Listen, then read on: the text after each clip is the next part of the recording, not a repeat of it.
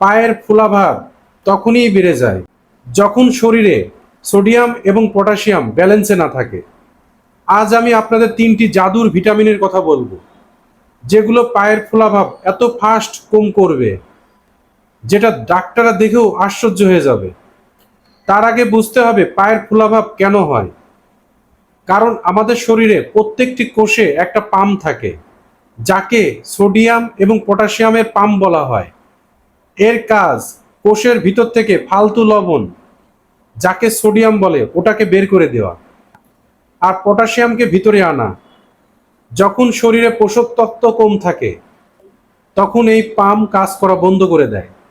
এর ফলে কি হয়, পানি কোষের মধ্যে যাওয়ার পরিবর্তে বাইরে জমা হতে শুরু করে। এতে পা ভারী ভারী অনুভূতি হয়। এছাড়া আমরা সবাই চা এবং মিষ্টি জাতীয় খাবার খেতে পছন্দ করি, কিন্তু বেশি চিনি শরীরে ইনসুলিনকে বাড়িয়ে দেয়, আর হাই ইনসুলিন কিডনিকে আদেশ দেয় লবণকে শরীরে জমা করে রাখুন। যত বেশি লবণ শরীরে থাকবে, তত বেশি পানি পায়ে জমা হতে শুরু করবে। যখন আপনার পায়ে সুজন আসে, এর মানে আপনার শরীরে ইন্টারনাল ওয়াটার ম্যানেজমেন্ট নষ্ট হয়ে গেছে। এটা ঠিক করার জন্য 3টি পোষক তত্ত্ব একটা টিমের মতো কাজ করে। এর প্রথমটা হলো থাইমিন, মানে ভিটামিন B1। ভিটামিন B1কে মিরাকেল ভিটামিন এই জন্যই বলা হয়, কারণ এটার ঘাটতি থাকলে সরাসরি এটা আপনার হার্ট ও পায়ের নার্ভের উপরে পড়ে। যখন আমরা বেশি চিনি এবং রিফাইন কার্বোহাইড্রেট যেমন ময়দা জাতীয় জিনিস খাই, শরীরকে ওই খাবারটি পচানোর জন্য পুরা B1-এর জমা পুঁজি খরচ করতে হয়। আর যখন B1 শেষ হয়ে যায়, শরীরের চিনি আপনার নার্ভ এবং প্রোটিনে জমা হওয়া শুরু করে। এতে পায়ে সুজন চলে আসে, আর তখন পানীয় জল লিক হয়ে টিস্যুতে ভরে যায়। তাহলে B1 কোথায় পাওয়া যাবে? B1-এর সবচেয়ে ভালো সোর্স হলো সূর্যমুখী বীজ বা সানফ্লাওয়ার সিড। মাত্র 1 মুষ্টি বীজে ভিটামিন B1 অনেক বেশি পাওয়া যায়। সানফ্লাওয়ার বীজকে তাওয়ার পরে ভেজে সুন্দর করে রোস্ট করে ভেজে নিয়ে তারপর পাউডার বানিয়ে এটা দুধের সাথেও খেতে পারেন। এটা আপনার প্রতিদিন ডায়েটে হাফ চা চামচ পরিমাণ রাখতে পারেন। এছাড়া চীনাবাদামকে আপনি ডায়েটে যুক্ত করতে পারেন। চীনাবাদাম ভিটামিন B1 এর খুব ভালো একটা সোর্স, যেটা খুবই সস্তা হয়ে থাকে। এগুলার মধ্যে ফাইবারের সাথে ভরপুর থাইমিন থাকে। এছাড়া সকালের নাস্তায় আপনারা ওটস খেতে পারেন, আবার সাদা চালের পরিবর্তে ব্রাউন রাইস খেতে পারেন। মাটন আর সবুজ শাকসবজিতে ভিটামিন B1 এর ভালো সোর্স হয়ে থাকে। এছাড়াও মটরশুঁটি ভিটামিন B1 এর সব থেকে ভালো সোর্স। এই সকল উপাদানগুলি খেয়ে ভিটামিন B1 এর অভাব পূর্ণ করতে পারেন। আর দ্বিতীয় হলো পটাশিয়াম। পটাশিয়াম হলো সেই মিনারেল যেটা ঠিক করে কতটা পানি কোষের মধ্যে থাকবে আর কতটা বাইরে থাকবে। আর সোডিয়াম, যেটা লবণের শত্রু বলা হয়, ওটাকে শরীর থেকে বের করে দেয়। আমাদের মধ্যে বেশিরভাগ মানুষের মধ্যে পটাশিয়ামের ঘাটতি থাকে। আজকালকের যুগে আমরা যা খাই তা আগের মতো প্রাকৃতিক না। প্রসেস ফুড, বেশি লবণ আর সবুজ শাকসবজি কম খাওয়ার কারণে শরীরে যতটুকু পটাশিয়াম থাকার দরকার ততটুকু থাকে না। প্রতিদিন একজন প্রাপ্তবয়স্ক মানুষের 3500 থেকে 4700 মিলিগ্রাম পার ডে লাগে। আমরা পটাশিয়ামের ঘাটতি পূরণের জন্য কলা খাই। কলা পটাশিয়ামের রিচ সোর্স হয়ে থাকে। একটা মিডিয়াম সাইজের কলায় 350 থেকে 420 মিলিগ্রাম পটাশিয়াম থাকে। এর মানে যদি কলা খেয়ে 4000 মিলিগ্রাম পূরণ করতে চান, তাহলে আপনাকে প্রতিদিন 9 থেকে 10টা কলা খেতে হবে, আর যেটা প্র্যাকটিক্যালি সম্ভব না। আর এই জন্য আমাদের ডায়েটে ভ্যারাইটি খাবার রাখতে হবে। আর এর জন্য আপনি অ্যাভোকাডো খেতে পারেন। একটা মিডিয়াম সাইজের অ্যাভোকাডোর মধ্যে 900 থেকে 1000 মিলিগ্রাম পটাশিয়াম থাকে, আর এর মধ্যে হেলদি ফ্যাটও থাকে, আর যেটা হার্ট হেলথকে সাপোর্ট করে। আর ওটা আমাদের দেশে ইজিলি অ্যাভেলেবেল না। তারপরেও যদি মিলে যায়, তাহলে এটা এক্সেলেন্ট একটা অপশন হয়ে থাকে। এছাড়াও মিষ্টি আলু, মানে সুইট পটেটো, এটাকে ডায়েটে সামিল করতে পারেন। একটা মিডিয়াম বয়েল সুইট পটেটোর মধ্যে প্রায় 400 থেকে 500 মিলিগ্রাম পটাশিয়াম থাকে। সাথে সাথে ফাইবার আর কমপ্লেক্সও পাওয়া যায়, যেটা ব্লাড সুগারকে স্টেবল রাখে। এছাড়াও আপনি ডাবের জল খেয়েও পটাশিয়ামের ঘাটতিকে পূর্ণ করতে পারেন। 250 মিলি কোকোনাট ওয়াটারে 400 থেকে 600 মিলিগ্রাম পটাশিয়াম থাকে। কিন্তু ডায়াবেটিক্স এবং কিডনি পেশেন্টরা এটা খাওয়ার আগে অবশ্যই সতর্ক থাকবেন। এছাড়া বিনস, রাজমা এগুলোও খেতে পারেন। এছাড়া ডালও খেতে পারেন। 1 কাপ মসুরির ডাল বা অন্য ডালে 350 থেকে 400 মিলিগ্রাম পর্যন্ত পটাশিয়াম থাকে। এছাড়াও পালং শাক এবং মেথি শাক খেতে পারেন। 1 কাপ রান্না করা পালং শাকে 800 থেকে 840 মিলিগ্রাম পটাশিয়াম থাকে।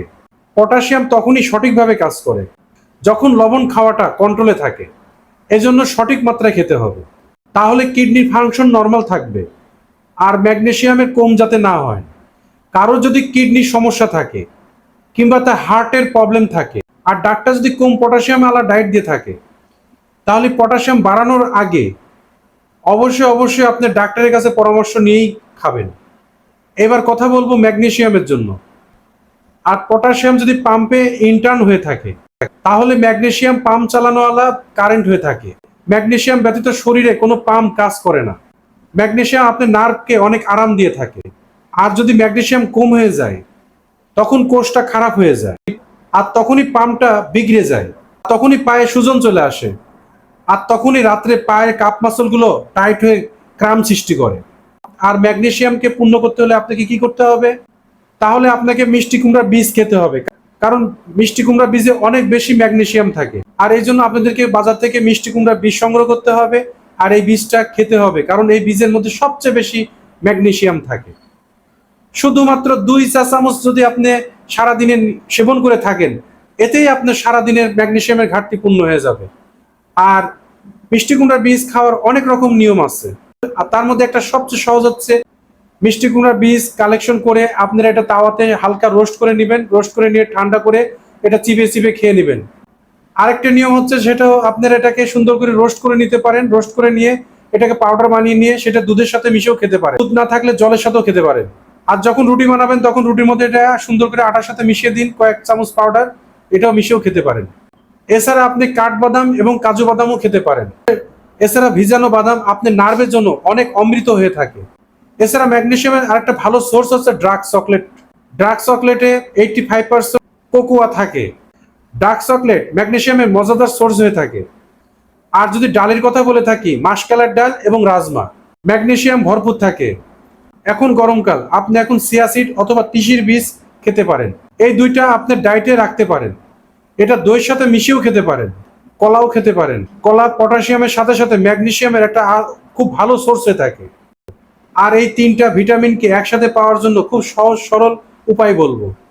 1 মুঠ মিক্স বাদাম নিন, এর সাথে সিডস নিন, যার মধ্যে মিষ্টি কুমড়ার বীজ, সূর্যমুখীর বীজ এবং বাদাম আর আখরোট। এই উপাদানগুলোকে রাত্রে ভিজিয়ে দিন এবং সকালবেলা খালি পেটে এগুলো চিবিয়ে খাওয়া শুরু করুন। যেটা আপনি পায়ের সুজন বা ফোলার জন্য পৃথিবীর সর্বশ্রেষ্ঠ ওষুধ হয়ে গেল। আর যদি চান আপনার পা আগের মতো হালকা হয়ে যায়, এই 4 কাজ আজকে থেকেই শুরু করুন। চিনি এবং ময়দাকে টাটা বাই বাই বলুন। যতদিন আপনি প্রসেস ফুড খেতে থাকবেন, সুজন আপনার আসতেই থাকবে। আর 24 ঘন্টা চিনি ছেড়ে দেখুন, শরীর থেকে একটা ফালতু পানি বা জল বেরোতে শুরু করবে। আর পটাশিয়াম ভরপুর সালাদ খেতে শুরু করুন। আর খাওয়ার মধ্যে সালাদ খাওয়ার মাত্রা বাড়িয়ে দিন। ক্ষীরা, টমেটো, লেবু এর সাথে হালকা বিট লবণ খাওয়া শুরু করুন। অবশ্যই সাদা লবণ খাওয়া কমিয়ে দিবেন। সফট ড্রিঙ্কস খাওয়া বাদ দিন। এছাড়া বিভিন্ন রকম প্রসেস করা জুস থাকে, এগুলো খাওয়া বাদ দিন। এগুলো বাদ দিয়ে ঘরে বানিয়ে লেবু পানি খান। এই সকল কিছু খাবার পর অবশ্যই ঘুমানোর আগে 15 মিনিট ঘরের মধ্যে হাঁটাহাঁটি করবেন। এতে আপনার পাম্প অ্যাক্টিভ হয়ে যাবে। বন্ধুরা, এই তথ্যগুলো হলো আপনাদের সাহায্য করার জন্য। আর যদি আপনার হার্টের গভীর সমস্যা থাকে এবং আপনার কিডনির অনেক পুরাতন সমস্যা থাকে, তাহলে অবশ্যই কোনো সাপ্লিমেন্ট শুরু করার আগে আপনি ডাক্তারের পরামর্শ নিয়ে থাকবেন। আপনারা কি জানেন যেটাকে আমরা বয়স্ক সাপ মনে করি, আর সেটা ভিটামিনস এবং মিনারেলস কম জন্য হয়ে থাকে। আর যদি আপনারা 7 দিন একটানা চিনি খাওয়া বন্ধ করে থাকেন, লবণ একেবারে খাওয়া কমিয়ে দিন, আর প্রতিদিন এই মিক্স ড্রাই ফ্রুট 1 মুঠ খাওয়া শুরু করুন। আর দুপুরে খাওয়ার আগে স্যালাড অবশ্যই খাওয়ার প্র্যাকটিস করুন, তাহলে আপনার পায়ে জান চলে আসবে। আর আমার এই ভিডিও যদি নতুন কোনো বন্ধু দেখে থাকেন, তাহলে অবশ্যই লাইক, কমেন্ট, শেয়ার করবেন। কে কোথা থেকে দেখছেন অবশ্যই জানাবেন। আর আপনার কাছের মানুষগুলোকে অবশ্যই শেয়ার দিবেন, তারাও এটা জানুক। তাহলে সে ভালো থাকলে আপনি ভালো থাকবেন। আর পুরাতন বন্ধুদের হলে অশেষ ধন্যবাদ ও শুভেচ্ছা। ভালো থাকবেন সবাই।